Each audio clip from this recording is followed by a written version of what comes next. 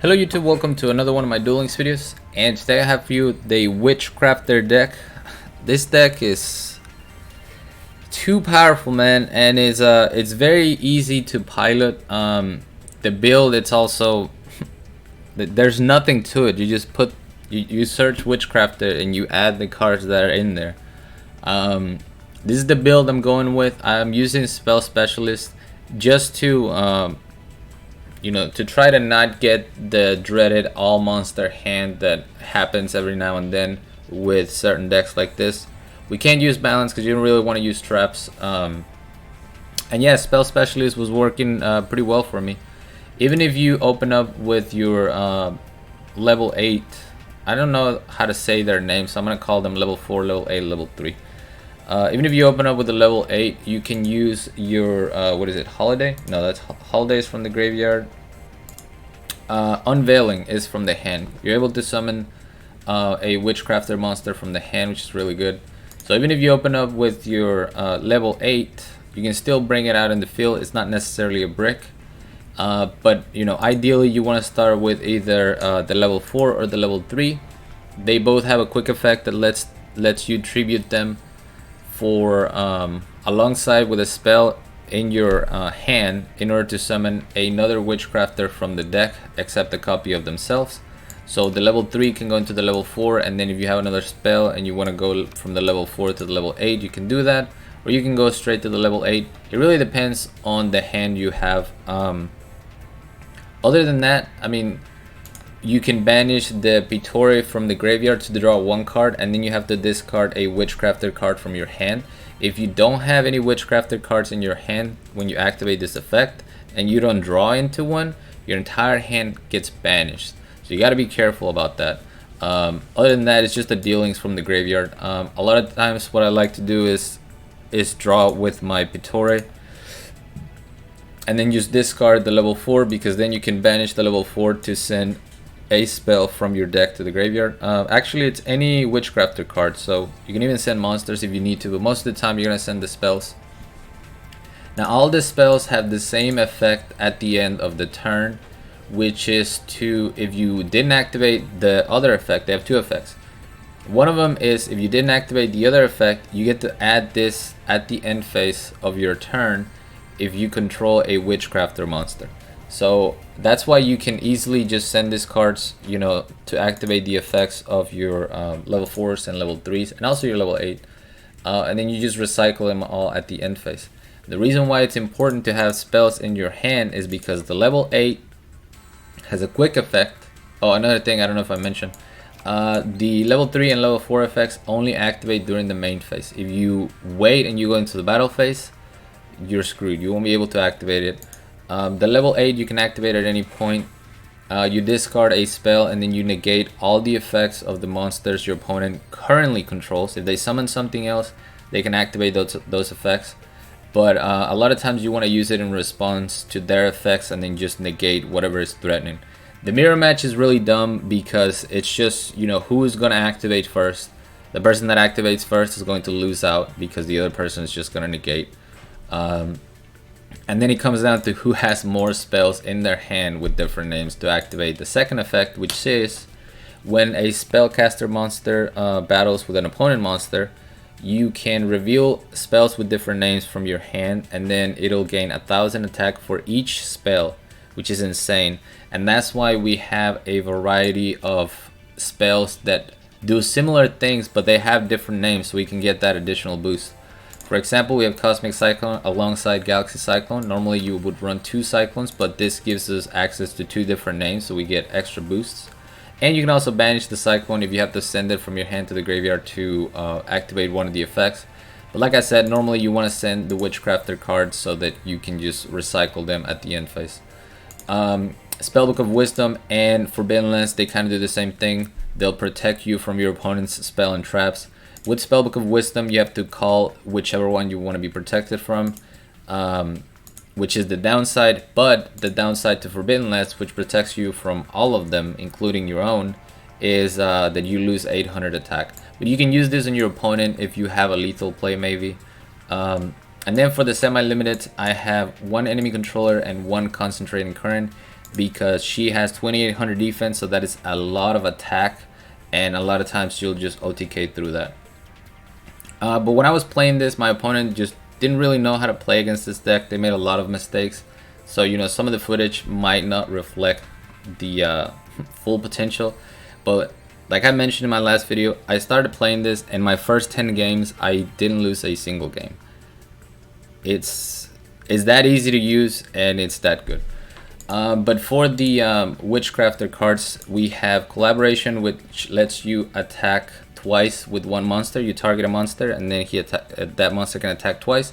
It also becomes sort of an Armades for spells and traps. After it attacks, your opponent cannot activate anything until the end of the damage step. And since you're attacking twice, they can't activate anything between your attacks either. Holiday is going to let you special summon a Witchcrafter monster from the graveyard, and then Unveiling is going to let you special summon a monster from the hand. So yeah, they're very important. I have 2 copies of each because, like I said, you want to have as many spells with different names as you can. And normally, what you want to do turn 1 is you want to bring out your level 8, and then you want to get to your graveyard as many of the Witchcrafter spells as possible. What that'll do is that'll let you out all of them at the end phase, and not only are you deck thinning, so you're gonna draw into your powerful spells more often, but you also have all kinds of names in your hand for that spicy boost. Right, so Neo's Fusion using Infernity Beetle. This deck was kind of spicy, honestly. That's why I saved it, mainly for my opponent's deck. When you use a Galaxy Cyclone on a Cosmic Cyclone, summon Shemitah. It's gonna summon the level 8. We're gonna banish it to send Unveiling to the graveyard, and then we get to add both of those, Unveiling and what was the other one, Holiday, to the hand. So we have 4 different spells. We're gonna activate Collaboration. Now we can attack twice. He goes for Layered Wire, but we're gonna chain or Spellbook of Wisdom, making our monster unaffected by traps. We go for the attack. We would have boosted by 3000, but he has a Sphere Kribo. Otherwise, that would have been lethal. The really cool thing is that if you activate the Collaboration and you attack into a monster, you're gonna be able to boost with your level 8, right? But then for your second attack, you still have all that boosted attack, and then you can just attack directly, which is pretty crazy. But yeah, here my opponent thinks about attacking this, you know, figures out he can't really out my Bear, and it's time to just win this. Actually, I'm gonna wait one more turn. End my turn. He sets a back row. Let's go for Collaboration again. Attack. He can't activate anything anymore. We're gonna show 4 cards, 5000 attack. He protects. It doesn't matter. It's like a mini Trinity, man, that can negate monster effects. Like this deck is it's insane. It feels very unfair when you're playing it. If you guys saw my Dark Lord Predaplant video, I was able to deal with this deck just because if you have cards that can out it, you know, you'll have no problems. But there's so many decks that rely on monster effects for their main out, and that's where you're gonna struggle. But you know, you can tech cards like Share the Pain, Herald of the Abyss, like all those cards that will out one boss monster, and most of the time you'll be fine. What I found myself doing a lot too is holding on to spells instead of setting them. So for example, even though you have Spellbook of Wisdom, and you know, you could maybe use it to protect yourself from an opponent's trap during their turn, a lot of times I just keep it in hand so I can negate monster effects. I still don't know, you know, I'm kind of torn. Depending on the situation, you might want to set them, but as of right now, I don't know what the correct play is.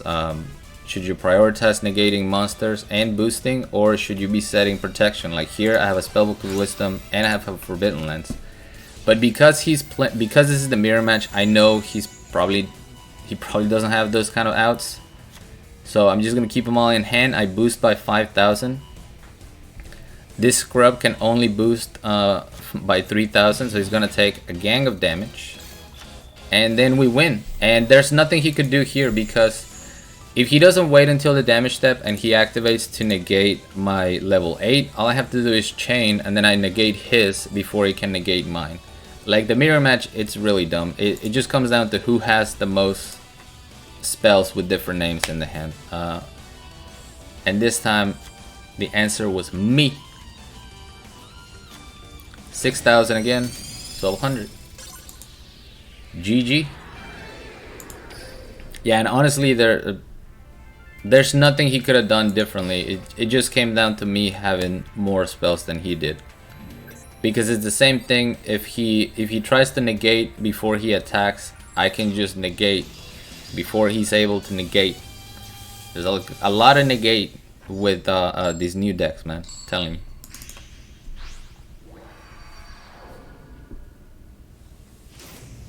Alright, we're going up against Carly, 30 card deck.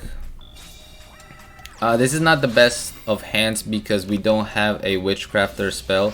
So we're not going to be able to recycle. And then on top of that, we top deck into another monster. So at most, we're going to be able to boost by 1,000 if we want to keep our negation. But I decided to let him use the Raiden. I'm like, whatever, man, you do you. I don't want to use my concentrating current. Now we're going to summon another level 3. Banish the level 4. Go for the boost. Get rid of the Raiden. And you know, slowly but surely I'm adding more and more spells to my hand thanks to the witchcraft monsters. He's gonna draw Send Spell and Trap, gets a solar recharge. I thought I was in a little bit of trouble here. Goes for the Levianeer, but we're gonna negate before he can destroy us. Now this sucks because this is how you beat Witchcrafters. You want to have a follow-up play. You want to force them to negate the first one and then have a follow-up.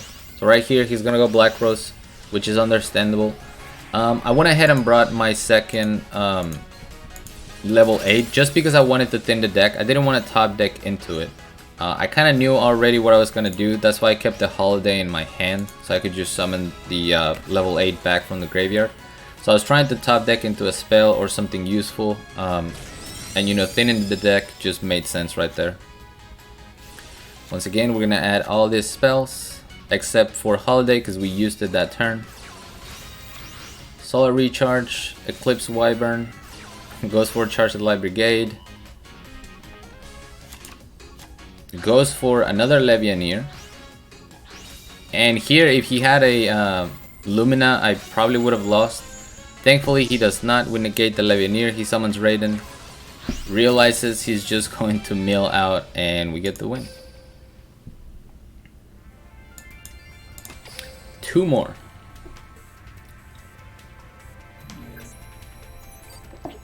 Yeah, I'm recording this after I finish streaming, so my voice is a little cooked. But there's really not a ton to explain. I mean, once you know how this deck works, and it's super easy to figure out how it works, you can pretty much autopilot it. I think as people learn how to play against this deck, you know, probably won't be as successful. But right now, it's just they're like free wins, man. So once again, we're gonna banish the level 3 so we can dump the level 4, banish the level 4 so we can dump a spell. Oh, and this is my favorite thing about, I'm testing players when I do this, right? So he's gonna activate Cyber Dark Edge. He's gonna go for the attack. So when we negate the Cyber Dark Edge, the equip card goes away. And if they're attacking, after the equip card goes away, they are asked, would you like to redirect to continue your attack? 4 hits will be 4 hits, and they're gonna say yes, thinking they can still attack directly, but their effect is negated. So instead, they're just gonna attack right into my Bear. And that's why I wait until the battle phase. See, he's forced to use his Bacon Saver, and now we just win. Fiendish Chain, that's fine. I'm gonna activate Unveiling so I can summon my Schmida from the hand, and then we're gonna add the Holiday back. So now I'm gonna be able to bring out another level 8 if I choose to. It's gonna go for Black Salvo, summon a Samurai Destroyer. So I'm gonna activate my Schmida, put the level 8 back. We lose one of our level 8s, which is fine. We're gonna send another spell. I mean, I have so many things I can do here. Econ take, concentrating current, but we're just gonna chill because what is he gonna do? I can negate the Samurai Destroyer before he attacks, and then after he attacks, I just boost and he loses. Tries to go for the Blast Spider. We're gonna negate that real quick, and now we can go for the win. Concentrating current plus 4,000 boost because of my spells. 78. GG.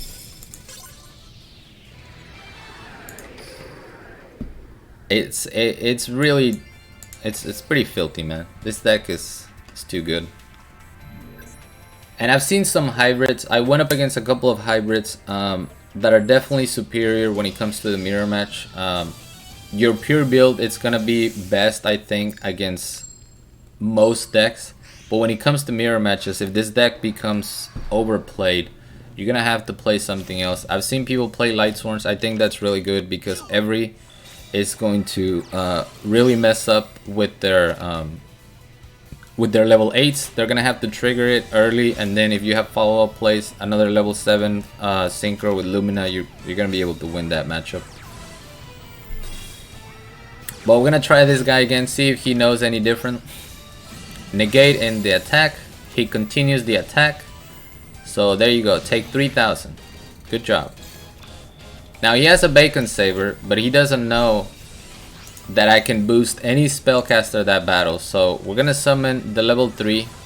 Go for innocent attack. That's only gonna deal 200 damage. Go straight over the Bacon Saber. Damage calc. Just kidding. 2,000 attack. GG. I don't know, man. I don't know if this is gonna be one of those decks where we're gonna look back and was this a mistake?